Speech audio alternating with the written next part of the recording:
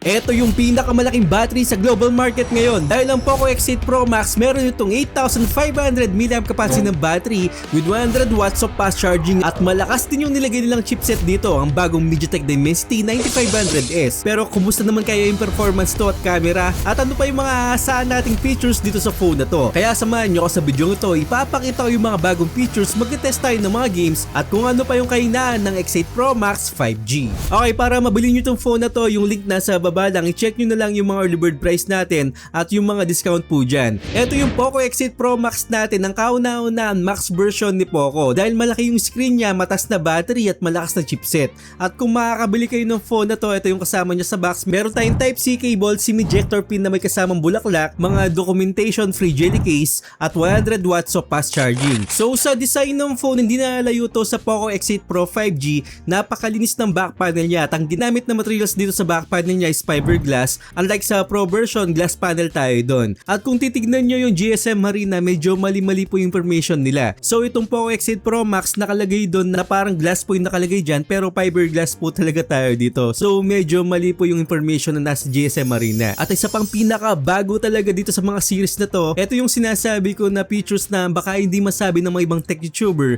Meron tayong backlight dito na wala dun sa nakaraan. So magagamit natin to sa charging tsaka sa notifications. At kung gusto nyong makita na umiilaw habang nag-music tayo, pwedeng pwede po. So marami siyang pwedeng paggamitan. Kahit na nag-charge tayo kapag low bat siya, red po yan. At kapag full charge naman tayo, magiging green po yung ilaw niya. So napakaganda ng back panel nito na kauna-unahan sa Poco na hindi natin nakita sa mga nakaraan na version. At premium naman tong hawakan dahil naka-aluminum frame na siya. Nandito rin yung anti-noise cancelling microphone natin at secondary speaker. Then sa kabilang side naman yung power button tsaka volume rocker at in-display na yung fingerprint scanner natin. Ang tawag ng Poco dito is the ultrasonic fingerprint scanner. Then sa baba naman nandun yung main speaker natin, Type-C port at SIM card tray. Wala tayong expandable storage dito pero naka-eSIM support na tayo dito, which is good dyan na hindi ko nakita dun sa Pro version. To be honest, ako hindi pa ako nakakatry ng mga eSIM na to, pero sa mga mahilig mag-travel, bagay na bagay itong phone sa inyo dahil dun sa eSIM support niya. At malaki yung screen nito, 6.83 inches AMOLED display with 120Hz na refresh rate. Then ang nagustuhan ko dito, naka-wideband level 1 na to sa Netflix na magagamit mo lahat ng HDR support nito at bezel-less na rin yung mga kuha natin. At yung nits brightness naman nito nasa 3,500 nits. Pero ang pinakamagandang feature sa isang phone, dapat mataas yung PWM niya o yung pulse width modulation. Na kapag nasa low brightness tayo, lalong-lalo na sa gabi, hindi sasakit yung ulo natin kapag nag-cellphone tayo dahil meron tong 3,840Hz PWM dimming. Meron din tong mala dynamic island dito sa taas niya at kapag mag-music tayo, nandito rin talaga yung features na to. Ayun nga lang, ang napansin ko, nakalkal ko dito, wala tayong AI image engine na hindi ko nakita talaga sa mga series na to. Pero ang solusyon dyan, makikita natin yan sa video toolbox. Nandito pa rin yung mga ibang features natin pagdating sa display. At ang ginawa ko dito para gumanda pa yung kulay, nilagay ko sa vivid mode at makikita natin yan sa color scheme. Dahil kapag naka-default yung color scheme nito, parang patay yung kulay. Actually, kahit anong Poco phones, pwede mong ilipat sa vivid mode para mas attractive at mas gumanda pa yung kulay nito. So kahit sa YouTube, makakapanood din tayo ng 4K at 60fps, kayang-kaya yung HDR content dito sa YouTube. Pero ang pinakamaganda sa Poco X8 Pro Max na to, yung battery na umaabot ng 8,500 mAh capacity ng battery. Napakalaki niyan. Halos 2 araw kung social media lang yung gagamitin mo dito. At kapag sa games naman, 8 to 9 hours, depende sa games na nilalaro mo. At kung di ako nagkakamali, ito yung pinakamalaking battery sa global market na may kasamang 100 watts of fast charging. So yung unit na nandito sa akin, kasi wala siyang kasamang charger, pero kapag nakabili kayo dito sa link natin sa baba, may litrato dyan na at may kasamang charger yan. So i-check nyo lang yung mga discount code natin dyan at legit yung mga link dyan para hindi kayo maligaw o may scam. So para sa akin, ito yung pinakapanalong features ni Poco X8 Pro Max talaga na malaking battery at malakas din yung chipset nito, pero mamaya na yan sa gaming test dahil meron pa tayong mga ibang features dito na sobrang daming IP rating. Meron tayong IP66 rating dito, IP68, IP69 at IP69K water and dust resistant. So protektado talaga yung phone natin. Kung maaksidente man to, mahulog sa tubig, buhay pa rin yung phone mo. At ang payo ko dito, wag nyong sadyain na ilublob talaga sa tubigan dahil protection lang po to,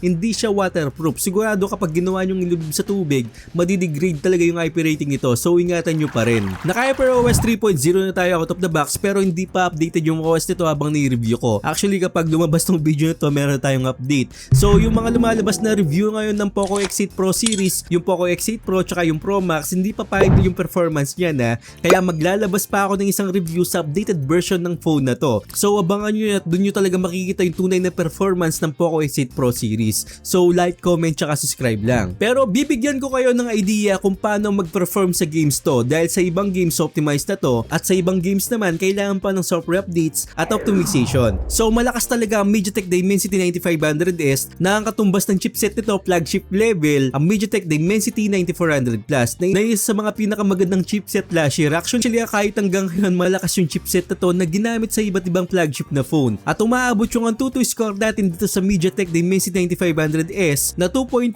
million ang Antutu score at kung nakapag-update nga tayo mas tataas pa to. Then ito yung mga nakuha kong resulta pagdating sa mga games. Sa Mobile Legends nasa high settings tayo dito, ang makukuha natin 120 FPS hanggang sa matapos yung laro. Hindi naman talaga malakas kumain ng GPU to. Actually overkill nga to kung ito yung lalaroin mo. Dahil flagship level nga yung nilagay na chipset dito, pero kung fanatic ka naman talaga at mahilig ka sa mga Poco phones, walang problema kahit ito pa yung gamitin mo sa Mobile Legends. At nakakuha lang tayo ng temperature dito ng 41 degrees Celsius na kahit na yung room temperature natin sa medyo mataas at may kainitan talaga, nasa 32 degrees Celsius yung room temp natin. Pero masabi ko sa inyo na kayang-kaya at maganda yung nilagay nilang cooling system. Then napakaganda rin ng playing ko dito sa Call of Duty Mobile. Makakuha rin tayo ng 120 FPS hanggang sa matapos yung laro. Sobrang ganda ng graphics, hindi nahihirapan yung GPU at CPU. At habang naglalaro naman ako dito, nakakuha tayo ng temperature na nasa 41 degrees Celsius. So kayang-kaya ang Call of Duty Mobile dito. Then dito rin sa Wild Rift, makakuha tayo ng mataas na 120 FPS, consistent po sa dyan. At sa mga phone na i-review ko, especially sa mga Poco phones, kapag nasa kalagitnaan ng laro dito sa Wild Rift, bumaba yung FPS niya. Pero dito, consistent tayo na nasa 110 to 120 FPS. Wala akong naramdaman na frame drops dito unlike dati. So makakalaro ka ng maayos at ang nakuha kong temperature dito is nasa 43 degrees Celsius, which is normal pa rin yan dahil mataas nga yung room temperature natin at sobrang tagal kasi ng playing time ko dito, nasa 24 minutes. Pero yan lang yung nakuha nating temperature. Maganda rin yung frame na nakuha ko sa PUBG Mobile, 110 to 120 FPS na kahit na baril yan sa kalan at sa bunutan, nasa 41 degrees Celsius lang yung makukuha natin. So consistent po siya dyan hanggang sa matapos yung laro. 110 to 120 guaranteed na makakuha tayo. Sobrang ganda ng frame na yan. Well, sa Call of Duty Mobile tsaka sa PUBG Mobile, mababa yung temp na nakuha natin dahil nasa 10 to 15 minutes lang ako naglalaro dito. Unlike sa mga ibang games na tumatagal ng 30 minutes like tong Genshin Impact. Kailangan 30 minutes talagang lalaroin tong games na to para makuha ko yung tunay na performance at kailangan kong gawin talaga yan hindi lang para sa inyo kundi para din sa akin. Kung sakali mag-recommend ako sa inyo ng phone, hindi ako mapapaya sa inyo at alam ko kung anong recommend kong phone sa inyo na magandang performance. So hindi lang basta test lang na saglitan lang. So sa umpisa nakakuha tayo ng 60 FPS dito, stable siya dyan.